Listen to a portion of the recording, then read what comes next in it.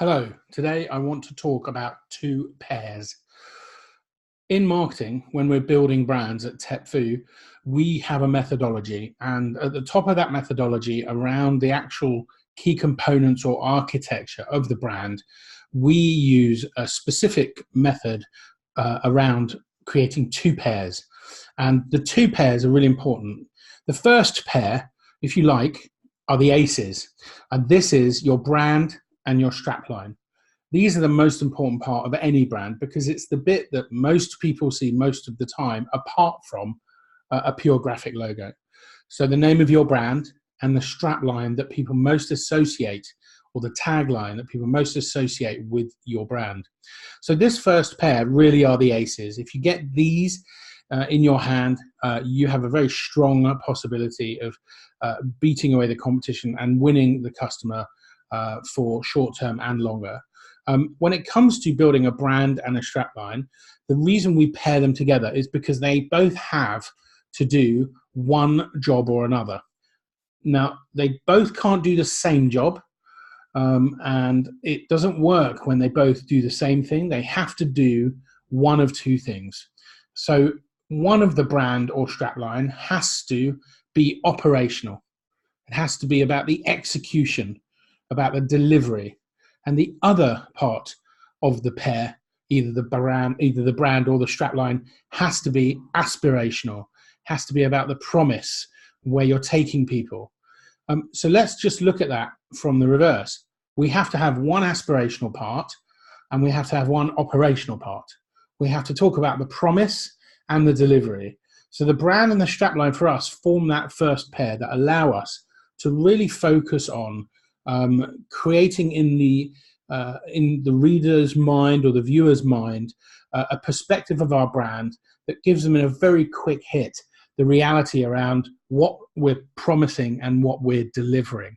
And if you do that, when you get it right, it works very, very well. Now, just to reiterate, you can't have a brand and a strapline that are both aspirational, because then it wouldn't mean anything to anyone. It just wouldn't make any sense. Nobody would really know just from the brand and the strapline what it is you're going to do for them. And equally, you could have two pieces that were operational, but it'd be very unimaginative. So you could have a brand and a strapline that were very, very bland, operational, structural, about the execution, about the delivery. But the reality there is it'd be really easy for a competitor to outposition you, to really, come at it from a more imaginative, aspirational perspective. And so we always advocate to our clients, you've got to have one half operational, one half aspirational in the brand and the strapline. So that's the first pair. Remember, we said there were two pairs. So we've talked about our aces, brand and strapline. Let's talk about the second pair. These are the kings, because we want to end up with a hand with aces and kings. That's a very, very strong hand. It gives you great capability to move in multiple directions and do multiple things. So what do we mean by kings? What's the second pairing we're talking about? Well, the second pairing in when you're building brand architecture for us after brand and strapline is really about the USP and the wow. Now, the USP stands for unique sales proposition. Most people have heard of a USP, and when we speak to companies, most of them think they have a USP. Sometimes they think they have a strong USP. In all honesty, 99.99999% of USPs that we hear are not strong and they're not unique. They're very rarely are they truly unique. And the way you can test whether a USP is unique is by putting another company name alongside it. Because if it's truly unique, that won't make sense to have another company name alongside it. So the bottom line with the USP is if anybody else could say the same thing about their business, it's not really unique, is it? So coming up with something unique is really, really tricky. Now, we do that through our brand pyramid process, which builds out the brand, the strapline, the USP, the wow, into the content strategy and everything else. We unearth through very clever empathic mechanisms that we have in working with our clients, we unearth really powerful USPs, truly genuine USPs, or as close as physically possible one is ever going to get to truly unique. So the USP has to be truly unique. The wow then is the emotional connection, the bit that really resonates with people on a human level. And so again, we've got a pair and they have to do two different things. The USP has to be very real, again, if you like, operational, and the wow has to be very ethereal, aspirational. It has to be very emotional. And there's a reason for all of this. And that's because the USP speaks to logic, money, and value. And the wow speaks to heart, the feelings, and the emotions. And it's really important to have both working really well.